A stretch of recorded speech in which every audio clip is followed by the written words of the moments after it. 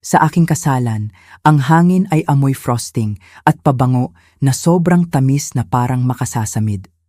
Ang banda ay kakapalit lang sa malambot na tugtugan nang yumuko ang aking ina, ngumingiti para sa mga kamera at sinabi, ipapasa natin ang kotse na ibinigay ng magulang niya sa iyo sa kapatid mo. Ang tono niya ay magaan, rehearsed, na parang inaayos lang niya ang mga napkin. Tumawa si Maria sa tabi niya, kumikinang ang kanyang sequins. Relax ka, sabi niya, kotse lang yan. Hindi ito napansin ng bisita, pero ang tiyan ko ay biglang bumagsak, malamig at pangwakas. Ang nobyo ko ay hindi gumalaw. Tumingin lang siya sa kanila, kalmado, hindi mabasa. At ang tingin na yon ang nagbago ng lahat. Sabi ng mga tao, ang kasalan ay nagpapakita kung sino talaga ang nagmamahal sa'yo. Ang akin ay nagpakita kung sino ang hindi kailanman. Lumaki ako sa bahay kung saan ang hustisya ay kwento lang na ikinukwento sa hapunan, hindi kailanman ginagawa sa kusina. Ang aking ina, Gloria, ay mahilig sa ayos, ang uri na nagpapatingin sa kanya na perpekto at nagpapatahimik sa akin. Ang aking ama, Ricardo, ay ang lalaking naniniwala na ang katahimikan ang nag-aayos ng mga bagay. At si Maria, ang aking nakababatang kapatid, ay ang marupok. Ang mundo ay yumuyuko para sa kanya. Ako ang bisagra na nagpapagalaw dito. Noong mga bata pa kami, siya ang nakuha ang mas malaking kwarto dahil takot siya sa dilim. Nang mabangga niya ang unang kotse niya, sinisi ng nanay ang ulan. Ako ay nagdoble shift para bumili ng akin at sinabi ng nanay na mabuti raw para sa character building. Si Maria ang dahilan kung bakit ako ang laging ginagamit. Ang pattern na iyon ang nagpalaki sa akin na laging may kumukuha, laging may nagpapaliwanag. Sa edad na 29, nakabuo na ako ng buhay sa labas ng kanilang script. Ako ay interior designer, maingat at precise, ang uri ng babae na nagbabayad ng sariling bills at hindi humihiram ng damit. Ang pagkikita kay Emilio ay parang pagpasok sa sikat ng araw na hindi nakakapaso. Galing siya sa pamilya na naniniwala sa boundaries at respeto. Ang magulang niya ay hindi mayaman, pero mapagbigay sa paraang walang gastos, pakikinig, pagtitiwala, pagbibigay ng espasyo. Sa aming rehearsal dinner, ibinigay nila sa akin ang maliit na pilak na susi sa sobre. Magkasama ninyong binuo ito, sabi ng ama niya. Ito ay para tulungan kayong sumulong. Isang gamit na kotse, malinis, maaasahan, nakapangalan sa akin. Hindi ito tungkol sa metal. Tungkol ito sa kahulugan. Tiwala, partnership, ang uri ng regalo na pinoprotektahan. Noong gabing iyon, nahuli ko ang ekspresyon ng nanay. Masikip, magalang, nagkakalkula na. Ngumiti siya sa magulang ni Emilio at sinabi, napakabuti naman, pero ang mata niya ay biglang tumingin kay Maria na parang reflex. Dapat ko nang nakilala ito bilang maagang babala. Kinaumagahan ng kasalan, inayos niya ang buhok ko, sinabi kong gaano siya ka-proud. Lagi kang mapagbigay, Eva, sabi niya, hinahaplos ang veil ko. Huwag mong mawala yan. Puno ng hangin ang pabango niya, matamis, mabigat, imposible huminga. Ngumiti ako pabalik, nagkunwaring hindi naiintindihan ang mensahe sa likod ng papuri, pero bahagi ko ay alam na. Ang ilang regalo ay hindi para ibahagi. Ang reception ay parang pelikula na sobrang lakas ang tunog. Tawa, pagtagtag ng baso, libong magalang ng ngiti, lahat nagpe-perform ng parehong scene. Ang kamay ni Emilio ay nakapatong sa likod ko habang sumasayaw kami sa unang dance. Sandali, halos naramdaman ko ang ligtas, parang sumang-ayon ang mundo na kumilos ng maayos. Pagkatapos ay nakita ko ang ina ko na dumadaan sa karamihan, ang pageant smile niya ay nakaset na. Huminto siya sa tabi namin, pabango ang sumusunod at nagsalita ng sapat na malakas para marinig ng malapit na tables.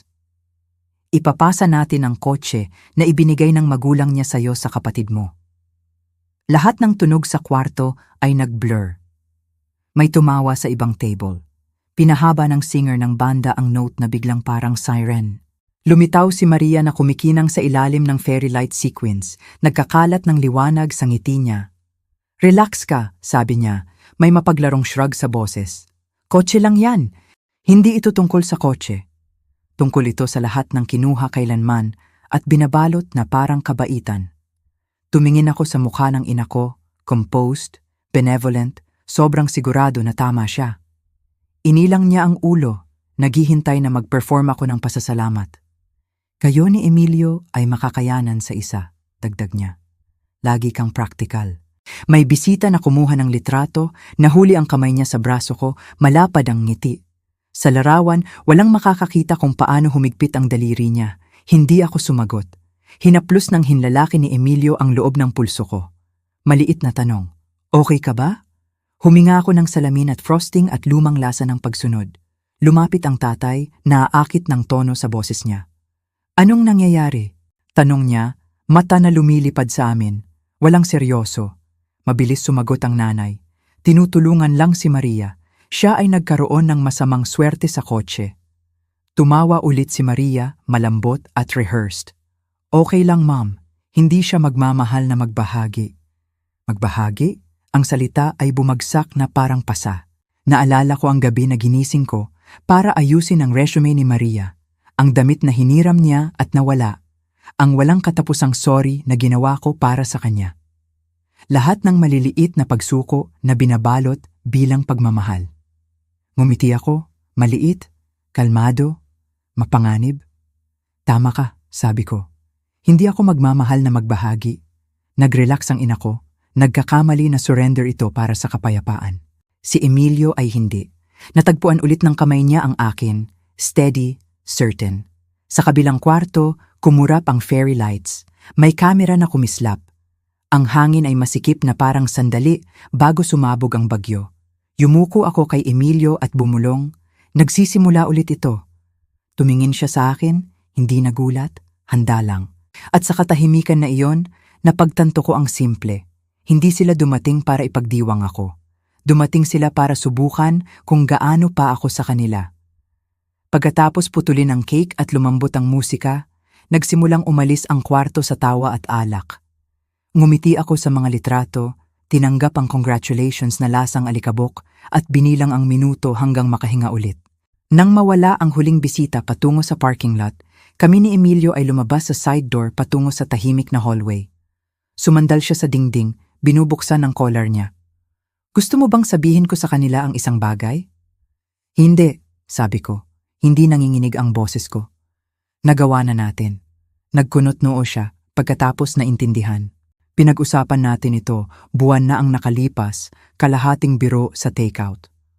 Ang ugali ng ina ko na gawing family property ang mga bagay ko ay hindi bago. Ito ay inherited behavior, kaya nagdesisyon akong tumigil sa pagiging inheritable. 2 linggo bago ang kasalan, ang coworker ko, na paralegal din pala, tumulong sa akin na mag-draft ng notarized declaration. Bawat regalo na natanggap sa pangalan ko ay legally protected, hindi ma-transfer o maibenta ng walang written consent ko. Pinirmahan ko ito sa blue ink. Gayun din si Emilio. Naalala ko ang eksaktong salita niya nang istamp ito. Hindi ka paranoid. Prepared ka. Pabalik sa hall, inabot ni Emilio ang kamay ko. Alam mo na maaari itong mangyari. Umaasa akong hindi, sabi ko. Pero ayoko nang dumugo ulit ng walang bandage. Tumayo kami roon sandali, nakikinig sa muffled laughter mula sa banquet room. Malayo itong tunog, hollow, parang bagay na nagtatapos na. Naalala ko ang hitsura sa mukha ng ina ko, ang delight ng control na disguised bilang generosity. Gumugol siya ng taon sa pag-train sa akin na gampanan ang role ng gracious daughter. Natutunan ko ito ng sobra na walang nakakita sa quiet calculations sa likod ng ngiti ko. Bumuzz ang phone ni Emilio. Text mula sa isang bisita, nagpo-post na ang kapatid mo tungkol sa kotse. Ipinakita niya ang screen sa akin. Ayan na, litrato mula sa garahe namin. Si Maria na nagpo-post sa tabi ng kotse na may caption, sa wakas may sasakyan na bagay sa akin. Tumawa ako ng isang beses, tuyo at mababa. Hindi man lang siya makapaghintay hanggang umaga. Nakipagkita siya ng mata sa akin. Kaya, ano ang gagawin natin ngayon? Inabot ko ang clutch ko. Hinaplos ng daliri ang makapal na sobre sa loob. Ngayon sabi ko, hayaan natin silang buksan ang sarili nilang trap. Huminga ng maluwag si Emilio, may quiet pride sa boses. Kaya tapusin natin ang party. Inayos namin ang damit, inayos ang ngiti at naglakad pabalik sa musika. Steady na ang puso ko ngayon. Nagbago na ang direksyon ng bagyo. Naglakad kami pabalik sa ballroom habang nag-shift ang banda sa isa pang safe romantic tune, bagay na para punan ang katahimikan. Kumikinang ulit ang kwarto sa ginto, pero nagbago ang hangin. Mas manipis ang usapan. Mga mata na lumilipad palayo at pabalik. Ang ina ko ay malapit sa cake table, tumatawa ng sobrang lakas, isang reyna na naibalik sa stage niya. Si Maria ay nakabitin sa tabi niya, phone sa kamay, nagkunwaring nag-scroll. Nang makita kami niya, lumiwanag ang nanay. Ayan na sila, tawag niya na parang honeymoon na kami. Lahat ay nagtatanong kung saan nagpunta ang bride. Ngumiti ako, inaasikaso ang ilang final details. Hindi niya narinig ang weight sa sentence na yon. O baka narinig at akala niya makakaya niya pa akong outplay. Mabuti, sabi niya. Matatapos na tayo soon. Kailangan ni Maria ng sakay pa uwi anyway. Bahagya umabante si Emilio. Mayroon na siya ngayon, di ba? Magaan ang boses niya, magalang, surgical. Kumura pang nanay. Ano? Ang kotse? Sabi mo, kinukuha niya. Natense si Maria, mata na lumilipad sa amin. Oh, sige na Eva, sabi niya. Huwag mong gawing weird ito. Kotse lang na ihabol ko sa kanya, narinig ko. Lumapit ang tatay, sinusubukan ang peacekeeping. Pwede ba huwag natin ito gawin dito? Humarap ako sa kanya kalmado. Ito ang bagay, Dad. Dito niya ito ginawa publicly. Nagfalter ang banda pagkatapos tumuloy. Ilang bisita ang lumingon, ang amoy ng champagne na nagiging matalim. Natigilan ang ngiti ng nanay. Eva, sweetheart, overreacting ka. Misunderstanding lang ito. We meant inabot ni Emilio ang sobre. Baka gusto mong basahin ito bago mo tapusin ang sentence na iyan. Nagdalawang isip ang kamay niya bago kunin. Tumingin siya kay Maria, pagkatapos sa akin. Pagkatapos binuksan ang papel. Malakas ang rustle na parang pinutol ang musika. Yumuko si Maria para makibasa sa balikat niya. Una, confusion. Pagkatapos recognition. Pagkatapos nawala ang kulay ng paunti-unti. Sinubukan tumawa ng nanay. Ano ito? Notarized declaration? Sabi ko, ginawa 2 linggo na ang nakalipas. Sinasaad nito na lahat ng wedding gifts na nakapangalan sa akin ay hindi maibenta, maibigay o matransfer nang walang written consent ko. Anumang attempt ay magti-trigger ng legal review at mawawala ang future inheritance mula sa side ni Emilio. Ang huling salita ay bumagsak na parang bato sa tahimik na pond. Tumigil ang usapan. May bumulong, "Oh wow!" Naglabas si Maria ng maikling panicked laugh. Hindi ka seryoso. Nakipagkita ako ng mata sa kanya ng buo. Huminga ang tatay sa ilong. Petty ito, Eva. Hindi, sabi ko ng malambot. Petty ang magkunwaring pagnanakaw ay family tradition. Nagmatigas ang boses ng nanay. Pamilya tayo. Hindi mo kami tinatrato na parang criminals. Pumasok kayo sa garahe namin kagabi, sagot ko. Kumuha kayo ng litrato ng kotse at nag-post. Natigil ang mukha ni Maria. Joke lang yon. Symbolic? Tanong ni Emilio ng tahimik. Symbolic ng ano exactly? Nabuka ang labi niya. Walang sagot. Humarap ako sa nanay. Hindi ito tungkol sa kotse. Tungkol ito sa pattern. Tinatawag mo itong pagmamahal kapag kinukuha mo ang akin at sinasabi na mabuti ako sa pagbibigay.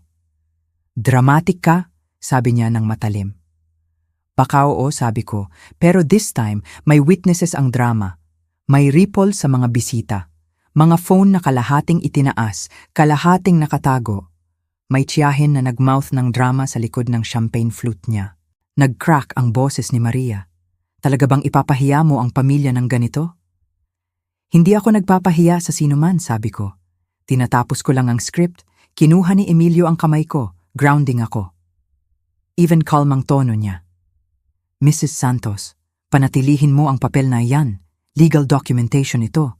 Tinitigan siya ng nanay na parang personal siyang niloko. Ikaw ang nag-encourage nito. Hindi, sabi niya. Hindi niya kailangan ng encouragement, respeto lang, namula ang mukha ni Maria.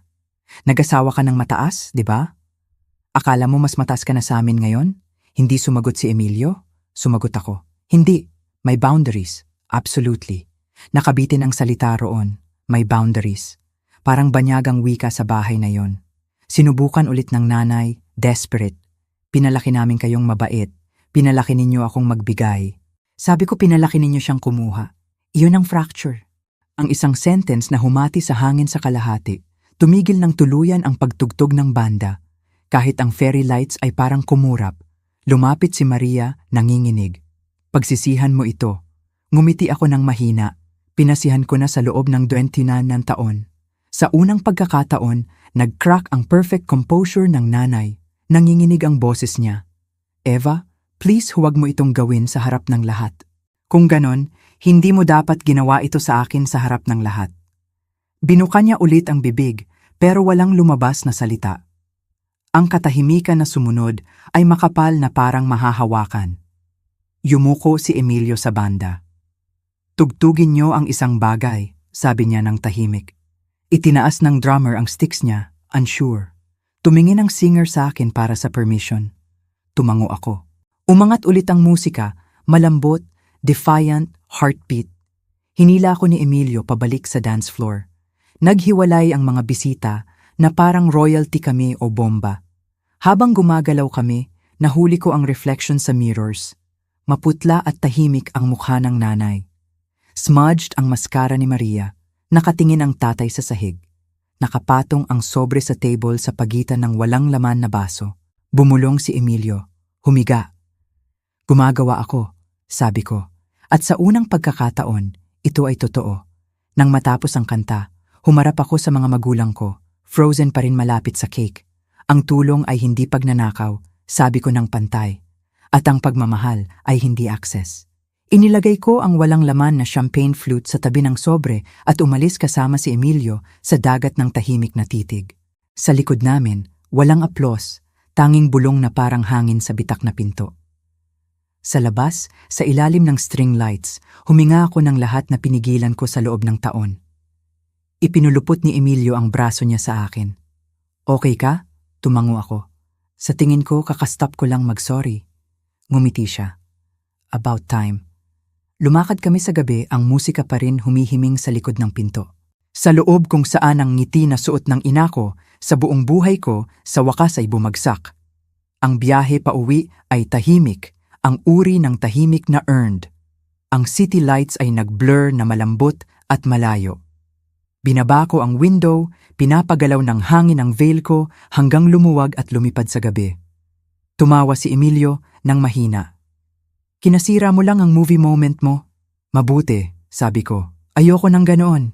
Tahimik kaming nag-drive pagkatapos noon magkahawak kamay, ang parehong kotse na sinubukan nilang nakawin na humihiming sa ilalim namin. Bawat kilometro ay parang distansya mula sa lumang sugat. Nang makarating kami sa bahay namin, pinatay ni Emilio ang engine pero hindi gumalaw. Nagawa mo ito, sabi niya ng tahimik. Ginawa ko ang humati sa pattern. Sa loob ng kusina amoy pa rin ang morning coffee na hindi natin natapos. Naghubad ako ng sapatos, nararamdaman ang malamig na tile sa paa ko. Sa counter nakapatong ang phone ko na bumubuzz sa missed calls. Nanay Maria, unknown numbers. Binilik ko ito face down. Sa labas puno ng kuliglig ang hangin sa unang pagkakataon. Hindi masakit ang katahimikan. Ito ay settled. Ipinulupot ni Emilio ang braso niya sa akin mula sa likod. Gusto mo pa ba ng honeymoon drive? Ngumiti ako. Kunin natin ang kotse. Isang linggo pagkatapos, nakatayo ako sa kusina namin na may sunlight na bumubuhos sa sahig. Parehong bahay, parehong kotse sa driveway, pero lahat sa loob ko ay parang rewired. Sa fridge, isang litrato ang natira ang sandali sa kasalan ng mag-crack ang ngiti ng nanay at hawak ko ang sobre. Dati akala ko harsh ito, ngayon honest. Napagtanto ko ang kalayaan ay hindi umuungal. Ito ay bumubulong. Ito ang tunog ng phone na hindi na tumutunog ng doors na makakandado ko ng walang guilt. Sabi ng mga tao ang pamilya ay nagkawatak-watak dahil sa pride o pera. Baka. Pero minsan, nagkawatak-watak dahil isang tao sa wakas tumigil sa pagkunwari. Tumingin ako sa litrato na yon at bumulong. Ang boundaries ay hindi sumisira sa pamilya. Ito ang nagde-define sa kanila. Kung nagkaroon ka na ng pag-draw ng line sa taong tinawag itong pagmamahal, ibahagi mo ang kwento mo sa baba. Hindi ka nag-iisa at hindi mo kailangang ibigay ang kapayapaan mo sa sinuman.